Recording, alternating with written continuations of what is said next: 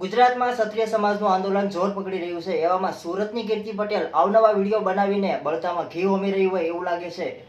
થોડા દિવસ પહેલા કીર્તિ પટેલે પદ્મિનીબા વાળા ઉપર એક વિડીયો બનાવેલો જે સોશિયલ મીડિયામાં ખૂબ જ વાયરલ થયો છે, જેને લઈને રાજપૂત સમાજ રોષે ભરાયો છે।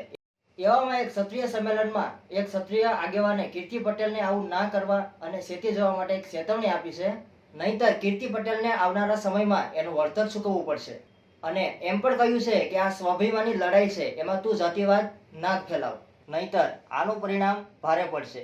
જોઈએ વિડીયોમાં શું કહે છે। નમસ્કાર, હું છું નિકુલ સોલંકી અને આપ જોઈ રહ્યા છો સત્ય ઘટના ન્યૂઝ સુરત।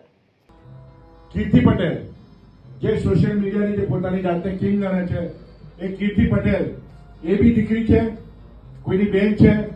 હું કીર્તિબેનને કહેવા માંગુ છું આ મંચ ઉપરથી કે બેન, તમે તમારો ફોલોઅર્સ વધારવા માટે જે સોશિયલ મીડિયા ઉપર વિડીયો બનાવવાનો વાતો કરો છો અને વિડીયો બનાવો છો, માટે આજે તમને વિનંતી કરું છું કે વિડીયો બનાવવાના બંધ કરી દો। આ ક્ષત્રિયની અસ્મિતાની વાત છે। આજ પછી ક્યારે તમે ક્ષત્રિય સમાજની માતા બહેનો વિશે મજાક કરતો વિડીયો બનાવતા નહીં, અને અગર જો એના પછી પણ તમે તમારી રીતે તમે વિડીયો બનાવતા રહેશો, બે ફોલોઅર્સ તમને બહુ મળી જશે।